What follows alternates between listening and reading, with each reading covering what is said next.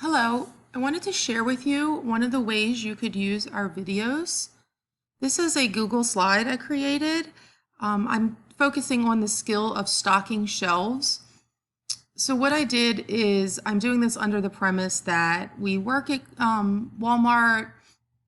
We need to put all the go backs back. So all the items that people have decided, you know what, I don't actually need this. So I gave them some directions here. And then each kid, I will email them an item. So here's an example. This would be for one kid.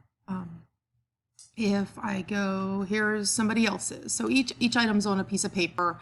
This is yours, and so forth.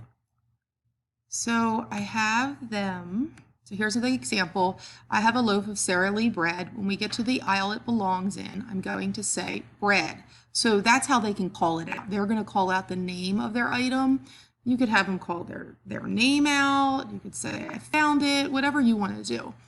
And I even gave them the answer on this one just as a practice. So here I have our video of just the signs at the end of the aisles in Walmart. So what we would do is we would play the video. And as we go down, if your item would be in that aisle, you would call out the name of your item. So we'll do an example for the next one.